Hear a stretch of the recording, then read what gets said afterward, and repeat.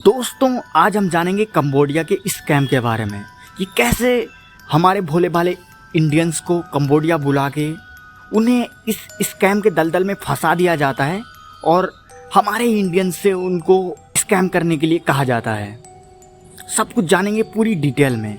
दोस्तों इसकी शुरुआत होती है आज से लगभग 10 साल पहले। चाइना के कुछ माफिया वहाँ पर चाइनीज़ टाउन में एक घर बनाते हैं, मतलब एक बिल्डिंग्स बनाते हैं। वहाँ पर वो अपना सब सेटअप करते हैं। बिल्डिंग कई मंजिला होती है, कंप्यूटर से लेके एसी ओसी सारी चीज़ें लगवाते हैं। उनका पहले से प्लान था कि हम हर देश के लोगों को बुलाएंगे जॉब के नाम पर और उसी स्कैम में फंसा देंगे और उनसे पैसे लूटेंगे। जब ये सारी चीज़ें रेडी हो जाती है इनकी, स्कैमर्स को ये कॉल करते हैं, मतलब जो पहले से स्कैमर्स स्कैम कर रहे थे। जैसे इंडिया में कोई स्कैम कर रहा है तो उसको बुला लेते हैं वहाँ पर, उसको वहाँ का मेन बनाते हैं। पाकिस्तान से कोई कर रहा है तो उसको बुला लेंगे, बांग्लादेश से, ऐसे हर कंट्री के टॉप स्कैमर्स को बुलाते हैं और उनको काफ़ी ज़्यादा पैसा देते हैं। उनको वहाँ का हेड बनाते हैं। फिर ये प्लान बनाते हैं, जॉब निकालते हैं कि यहाँ पर जॉब निकली है।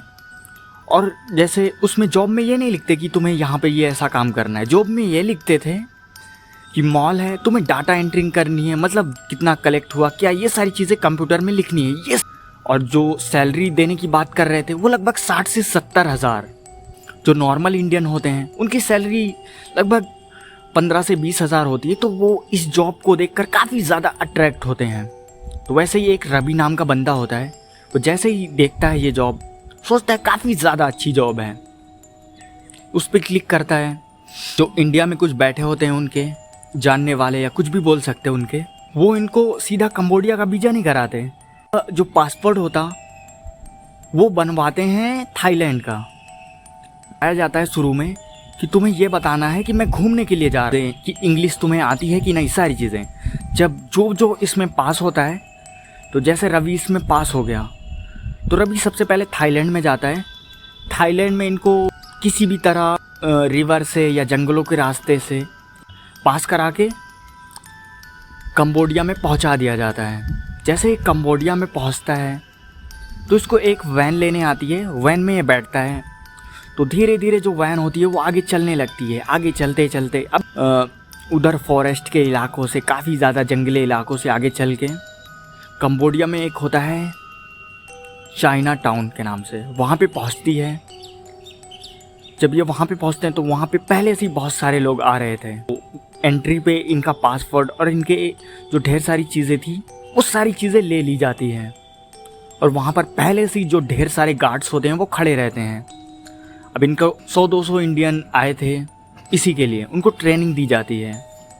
शुरुआत में उनकी कंप्यूटर स्पीड देखी जाती है, ये सारी चीज़ें। उनको थोड़ी दूर और एक बिल्डिंग होती है, वहाँ पर पहुँचाया जाता है और उनको बताने लगा जाता है। उनको सिम सप्लाई की जाती है, सिम दी जाती है उसी कंबोडिया की। और उनको बोला जाता है कि तुम इंडियन नाम से अकाउंट बनाओ, फेसबुक का है कि लड़की के नाम से आईडी बनाओ और दिल्ली मुंबई के बड़े बड़े लोगों से दोस्ती करो, फ्लर्टिंग करो। जैसे ही फ्लर्टिंग हो जाए तो उनसे दोस्ती करीब बढ़ाओ और कुछ अपनी परेशानी दे बता के उनसे पैसे ऐड हो या कुछ भी ऐसा करके तुम्हें यही करना है। जो रवि होता है वो इस चीज़ के लिए मना करता है कि मैं ये सारी चीज़ें नहीं करूँगा। तो उसको काफ़ी ज़्यादा धमकाया जाता है, मारा जाता है कि अब तुम यहाँ से बाहर नहीं निकल सकते।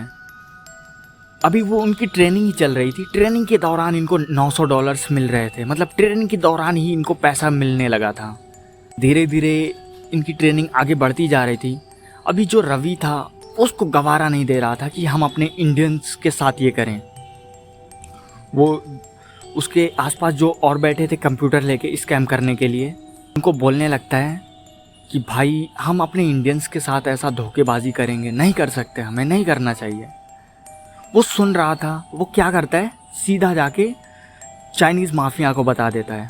सबसे पहले इस रवि को पकड़ के लेके जाते हैं डार्क रूम। जब रवि को डार्क रूम में ले जाया जाता है, उसके हाथ और पाँव को बांध दिया जाता है।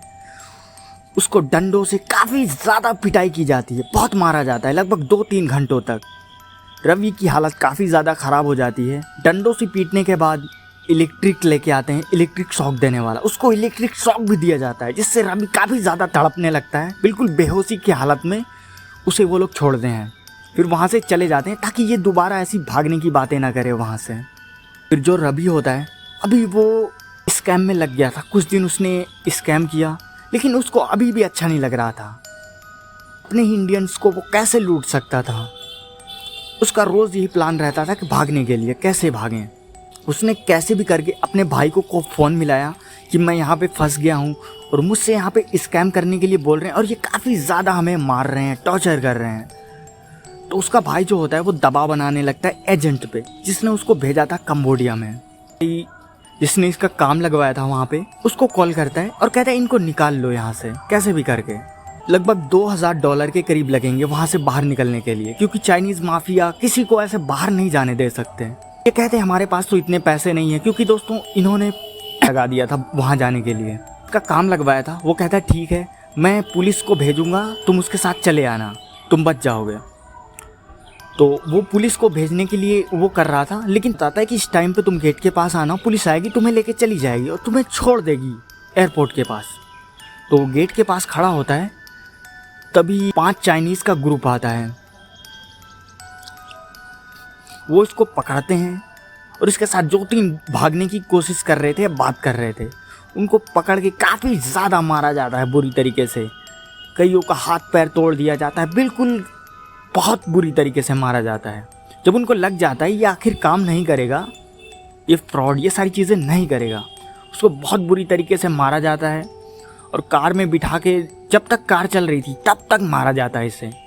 चलते चलते एक फॉरेस्ट होता है, वो लोग चले जाते हैं। जो रवि होता है वो उसी फॉरेस्ट में से उठता है, पैदल पैदल चलता है। उसकी हालत काफ़ी ज़्यादा ख़राब थी, उसको आसपास कुछ दिख नहीं रहा था। धीरे धीरे आगे बढ़ता है, तभी उसको एक घर दिखता है। उसी घर में जाता है, हेल्प मांगता है और बोलता है मुझे फ़ोन दो। उसके भाई को फ़ोन करता है, तभी जिसने उसको वहाँ काम लगवाया था उसका भाई बहुत ज़्यादा प्रेशर बनाने लगता है कि अगर मेरे भाई को कुछ भी हुआ, जिसने भेजा है, मैं तुम्हें छोड़ूंगा नहीं, ऐसा करके। तो जिसने काम लगवाया था वो गाड़ी भेजता है वहाँ पे कि वहाँ पर आओ। उसकी गाड़ी में बैठते हैं और ये अपनी हालात बताने लगता है कि इतना मारा गया है, मेरा सर फूट गया है, पट्टी कई जगह बंधी होती है इसकी। इंडिया इसको लाते हैं। ऐसे दोस्तों इस रवि की जान बच पाती है। और दोस्तों जो कई लोग होते हैं उनको इस स्कैम में मज़ा आने लगता है, मतलब आप ज़्यादा स्कैम करते जाओगे तो आपका पैसा भी बढ़ाते जाएंगे। जिसको मज़ा आने लगता है वो अपने ही इंडियंस को लूटता है।